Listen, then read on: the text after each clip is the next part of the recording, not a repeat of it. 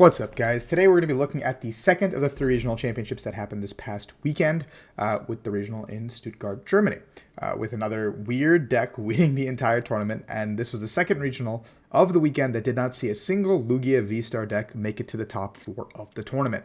We saw a Palkia Vikavolt deck winning the entire tournament with two Mew Genesect decks in the top four, along with Magnus Peterson, former world champion, playing Palkia Inteleon.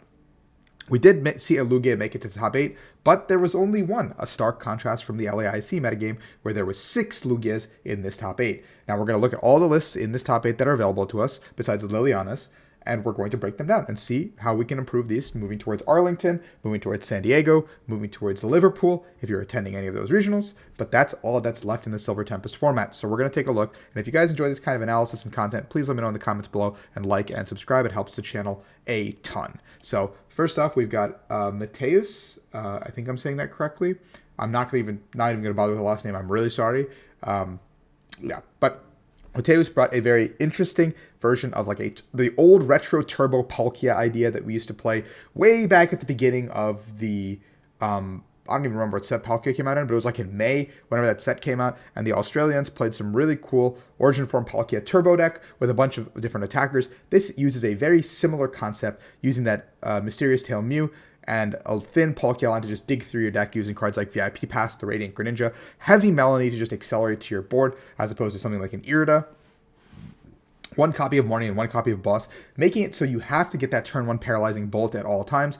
Now, the kicker here is there is no damage modifiers in Mateus' list besides the Galarian Zigzagoon, so the idea is we're going to be Vikavolt locking with the Paralyzing Bolt into eventually going to the Super, I don't know what the Super Cannon, I don't know what the attack's called, but doing 190, and then maybe using Raikou when we need to, as well as using Origin Form Palkia to just do a ton of damage.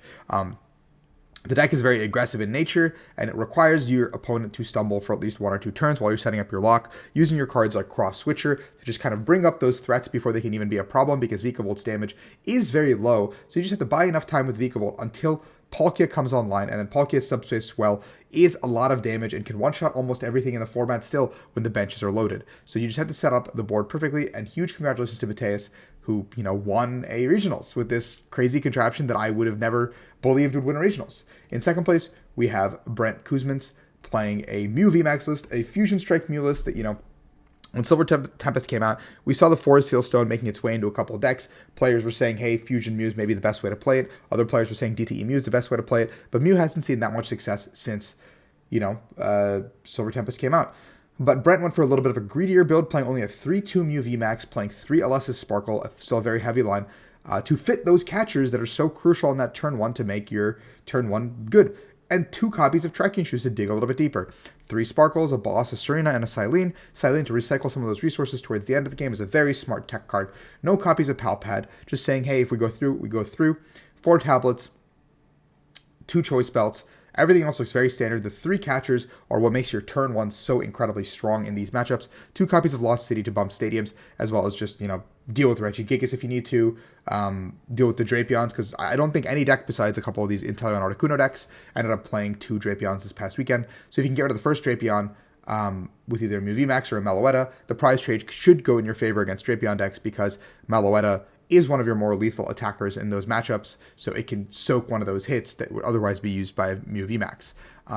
Very cool list, and we did see Fusion make the finals. I didn't watch the finals yet myself, so if we watch that, I can watch it together with you guys. So, third place we had Jari playing Mew VMAX as well, but they were playing a double turbo version with Heavy Path to the Peak, Heavy Marnie. We saw this being popularized by Azul, I believe, in some online tournament one of the other nights, playing heavy copies of Marnie, heavy copies of Path, and heavy copies of Vacuum to just kind of stick your opponents in a rough spot and be able to get that Vacuum on the turn you need to start attacking. Because we've seen that Mew VMAX is falling just short, maybe 1 or 2 turns behind Lugia, maybe 1 or 2 turns behind Lost Box, some of these more prevalent top decks in the format, but by being able to go Marnie Path, you're just employing a strategy that, worked all season long. It won Azul GG, a IC championship. It brought multiple players to the World Championship finals.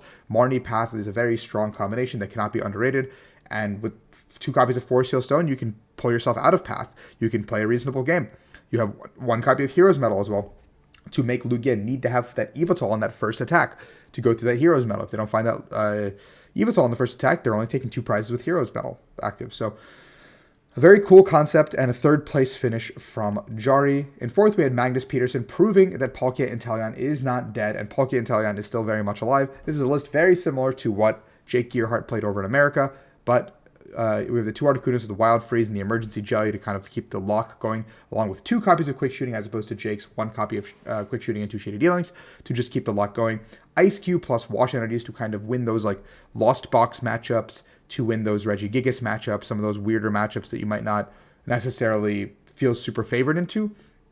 Drapion as well, just to make sure your Mew matchup is a little bit short up, because the Drapion's going to take the first 3 prizes, and then you can go into like a Palkia with Quick Shootings to just take your second prize somewhere, or even just go bring up the Oricorio even and hit it into it with the Articuno with the Wild Freeze, or Radiant Greninja it, or Radiant Greninja something on the bench first. Like, there's a myriad of ways you can get those last 3 prizes in the Mew matchup, but Palkia has always struggled with getting those 3 into a 3. That's where the Drapion comes into play with a list like this, especially.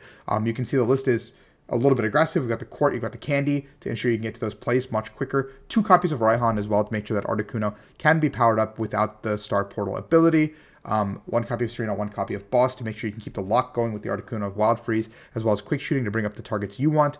1 VIP Pass to supplement the Iridas. Pretty cool list. I think Palkia Inteleon is playable. It's alive with this Articuno Wild Freeze ability. In 5th, we have Liliana Imrachkova, and we don't have their list, unfortunately. In 6th, we have Sander Warchik playing another crazy control deck. I don't know how this man does it. I don't know how he thinks, but he's got the Curlia with the Refinement, discard a card, draw 2, going into the Shining Arcana Gardevoir, which I believe is like, look at the top, like, we'll just read all these cards together. There's a lot of weird stuff. Goes to the top 2, attach any basic you find there, and put the other cards into your hand. I think the Brainwave attack is what kind of it's there for. You have 4 copies of Gormandize. We have the Gengar, which says once during your turn you move 1 damage card from your Psychic to another Psychic, and basically you're just kind of healing your Mewtwo a little bit quicker in those regards as well. There's a Radiant Serena that keeps healing your active as well. It heals 20 from everybody. So it's like two versions of healing cards for your Mewtwo Union. So you don't have to play like a Cook or something like that, which is notably omitted in this list. Shadow Rider Calyrex here, which also is there for the Shadow Mist ability attack to just kind of lock your opponents out of playing any special energy against decks like, I don't even know what deck is super good against, but you just lock it out again. And then the rest of it is just a control variant. You've got the 2 V-Guards, the 4 Psychics. We're basically just very, very aggressively trying to get to that Mewtwo Union as quickly as possible. Net up the board, leave the Union active, and just start swinging. The Gengar will heal your Union, the Serena will heal your Union. A cool idea. I want to see it in action. I have to go back and watch the stream games from Europe. But another very innovative control deck, not even a week after he top-8'd a LAIC with, control. In 7th place, we had Piotr playing Lost Box. This is a little bit of an homage to the older versions of Lost Box we've seen, playing the Zard, the Sableye, the Cram. The Unfazed Fat Snorlax making its way in, making it a Mirage Gate version, and the Zeraora, which hasn't really seen much play up to now, I think. Zeraora is the first time we're seeing it. I think Lugia players would be very scared if Zeraora hits the board on turn 1 from Lost Box with an attachment, because Fighting Lightning can always just take one shot on a Lugia V immediately to start the game, and it's not like a Raikou V where you can take 2 prizes off of it. There's a Drapion V to deal with your Mew matchup, because I think Mew has never been a fundamentally great matchup for Lost Box, so playing the Drapion is a very smart inclusion. Only 1 copy of Ordinary Rod, which does feel a little bit greedy for your healing options or recovery options, because there's 2 Clara, I guess. So the whole idea is just to get that Clara turn and make your plays with your Zards, all that stuff. 1 copy of Sinnoh. I don't necessarily know if this is the right stadium. I think maybe Court might be better, but I can't complain. This seems pretty good. No copies of Raihan, which is really interesting, because I guess it is a Mirage Gate deck, but with only 3 Mirage Gates, I feel like having 1 copy of Raihan could be really cool to just power up that Snorlax immediately, or power up that Zeraora immediately. But I guess there's no way to find it, so it works out fine this way. 4 net, 4 switch cards, 3 rope. Just a very consistent engine that just goes through the deck very quickly. 2 choice belts to have Snorlax be able to answer Stoutland V, as well as Radiant Charizard to be able to one-shot those big 280 HP guys. So a very cool Lost Box list, and I think this is the direction we're going to be going in moving forward. And finally, we have Jamie Hindley playing another Mew VMAX list in the top 8.